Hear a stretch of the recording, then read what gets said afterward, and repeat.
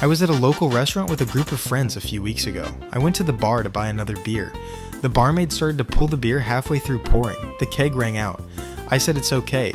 I'll wait while you tap another keg. However, that was the last of the brand I had ordered as she was pouring a new beer. She said, "If you like a lot of head, I'll give it to you for free," motioning to half-filled glass.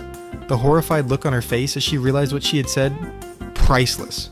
At my workplace, we recently bought a new coffee machine for the break room. Someone jokingly named it Gregory because it makes this dramatic sighing noise every time it starts brewing. Everything was fine until we hired a new guy 2 weeks ago. His name is also Gregory. To avoid confusion, we started calling him Human Gregory. Human Gregory asked why the machine couldn't just be called the coffee maker and he could just be Gregory. We told him that wasn't possible because Machine Gregory has seniority, produces more consistent work, and has never once complained about Mondays. So the ranking stays the same. 1.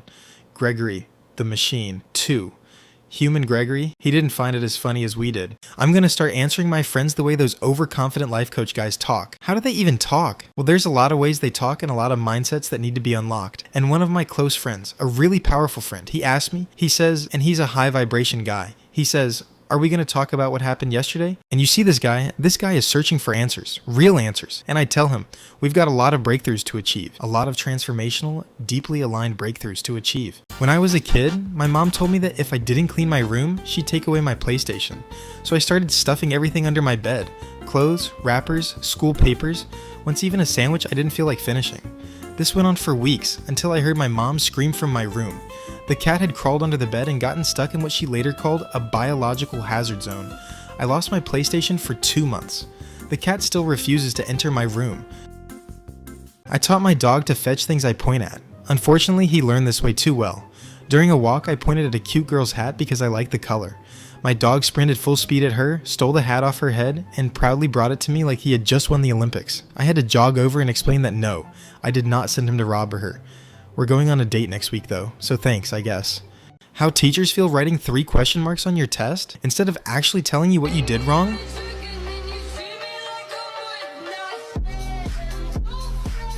When I grow up, I want to be carried away by owls. Fight for your dreams, I suppose. Last week I was on a train trying to mind my own business when the guy next to me kept loudly bragging on the phone about how he was the smartest person in this whole carriage. He kept going. No one here could pass a basic logic test. People are so slow, man. I swear I'm surrounded by idiots. Everyone was pretending not to listen, but you could feel the collective eye roll. When he finally hung up, the conductor walked in and asked to see tickets. The guy patted his pockets, then his backpack, then his jacket. Then he said, "I must have left it at home." The conductor calmly replied, "Sir, we're still at the first station. The train hasn't left yet." And that is how an entire carriage watched the self-proclaimed genius get escorted off a train that hadn't even moved. My son's school was having issues with messy bathrooms. So every month, they reward the boys or the girls with ice cream, depending on whose bathrooms are cleaner. And according to my son, it's become a full-on prank war, where they just keep messing up each other's bathrooms. When I was a kid, I thought only smart people wore glasses. So I told my parents I had trouble seeing, and they took me to the eye doctor. And I pretended to have poor vision. I ended up wearing glasses I couldn't see out of for a whole month before I finally confessed I was a total dumbass.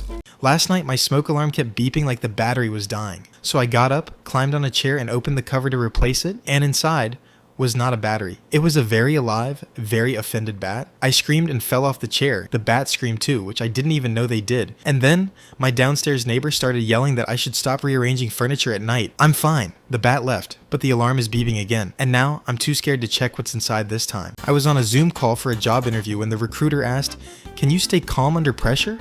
Right then, my dog saw his own reflection and started growling like we were under attack. I tried to mute myself and instead shared my screen, including a tab titled How to Sound Confident in Interviews. I did not get the job. What's something you've seen on Reddit that's never left your mind? A post from a guy who found his father's flash drive after his death. There was a single Excel file called Why I Am Proud of My Son. 18,000 rows, one for each day of his son's life from birth to age 28. The last row was from the day before his death. He called me today just because I am the happiest father in the world. What's a daily inconvenience in your country that everyone just accepts? Kangaroos who decide to cross the road just as you're driving past. Sigh. This, but moose, Alaska. This, but armadillos.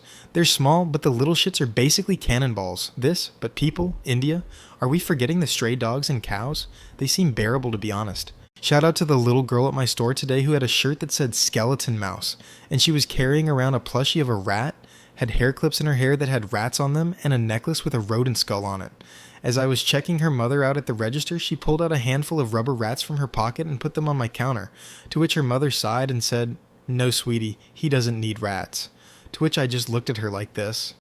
Honestly, what Dumbledore did at the end of year 1 was messed up. I just rewatched The Sorcerer's Stone and remembered from the books. But at the end of year 1, the Great Hall was all Slytherin colors because it seemed like they won the House Cup. But then Dumbledore gave out just enough points for Gryffindor to take the lead and then change the decorations.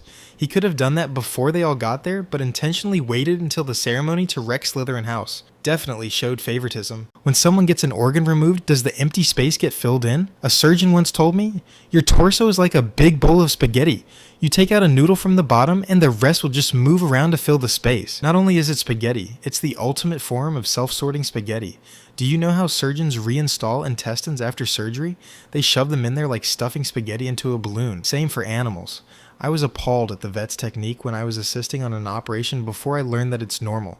I've had major abdominal surgery myself now, and let me tell you, it feels weird when they rearrange themselves after. OMG! You can feel it?